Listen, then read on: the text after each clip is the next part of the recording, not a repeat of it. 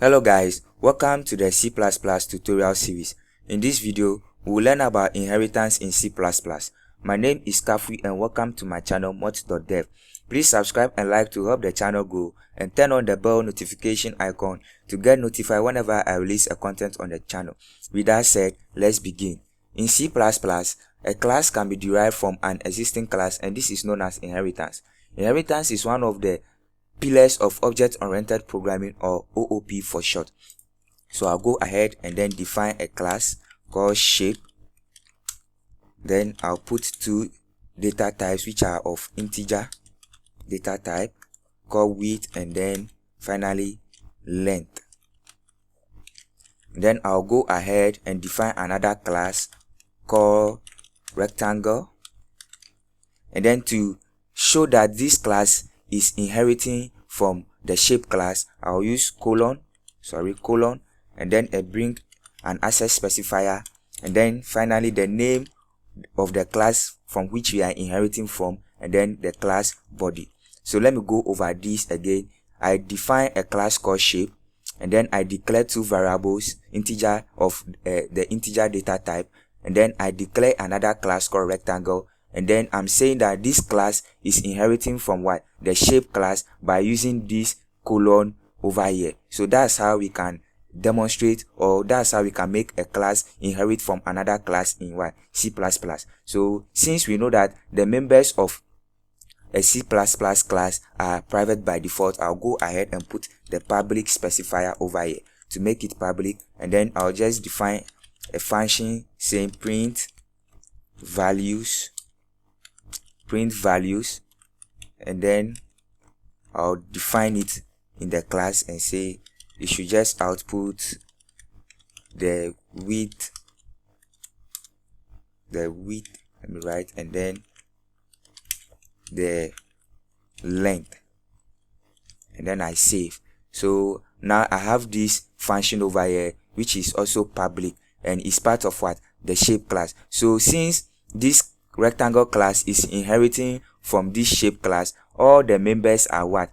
Accessible to it. So I'll just go ahead and create an object out of the rectangle class, say rect, and then this object that I've created from the rectangle instance can have access to, let me just use the dot notation over here. So you see that the length, the width, and then the print values members are accessible to us. So I'll just go ahead and send the length to 50, and then rectangle dot width and set it to, let's say, 20, and save. And finally I can go ahead and call the what? Print values method, and when I run my code, let's see, we get 50 and then 20 outputted in the console. So it means that what? Since this class is inheriting from what? This shape class, the rectangle class is inheriting from the shape class, the members are accessible to it by default. Since we have placed public over here, they are accessible to what? All other classes that inherit from the shape class. So when I go ahead and then write another class, let's say triangle, and then saying that this triangle class should inherit from the shape class, again I'll put shape over here, and then over here I'll just initialize a height variable over here. So, and then put public, make it public by default.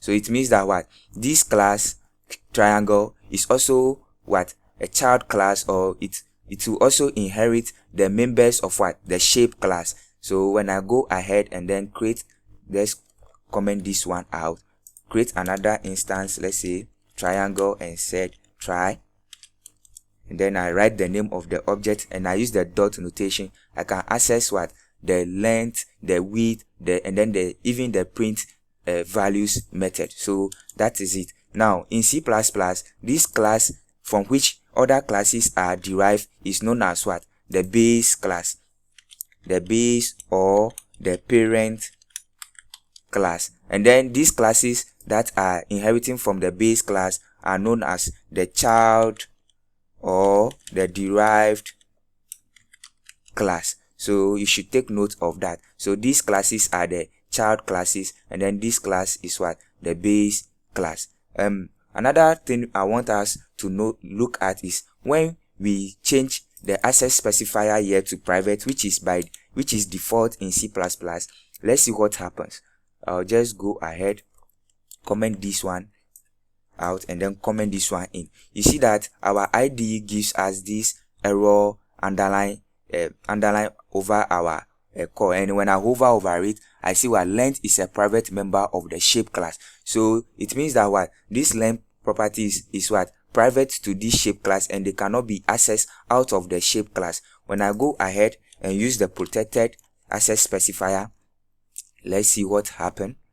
Let's go. We see, when I hover over it, we say length is a protected member of what? The shape class. So it means these values are now protected to what? The shape class. But one thing is that I can come here to this rectangle class, which is a child class of the shape class, and then access those values over here. So I'll just write a function. Let me say void print dimensions, which will just output the dimensions for us. So I'll just go ahead and say you should print the width, and then you should print out the length, and then I'll save. So you can see that we can access the length and then the width in the rectangle class, which is a derived class, but we cannot access it on instances created on by this rectangle class, or we cannot access it by the rectangle object. So when I go ahead and comment this one out, I can come here and call the rectangle, and using the dot notation, I can access the dimensions method which I created over here. And the reason why it is giving me this error underline over here is because I forgot to make it public. You know, their members are private by default. So when I make it public and save, our error is gone. And then when I run my code, hopefully we get 0 because I didn't put any dimensions to the length and then the width, because they are protected. Or better still, I can come to the rectangle class over here and then set the width and then initialize the values of the length and then the width in my rectangle class. So that is it about the access specifiers and the inheritance in C++. The next thing I want us to look at is another pillar of object-oriented programming, which is polymorphism. And then polymorphism means an object can have different forms or different types. So you see these objects that we've created over here. Now this method, I can go ahead and declare another print value methods over here. So I can just say void print values, and then I'll just declare it like this. I won't put anything over there. So this method is a method that is also part of this rectangle class, and we have another one which is here. So I can go ahead and then prefix this with the virtual keyword, saying that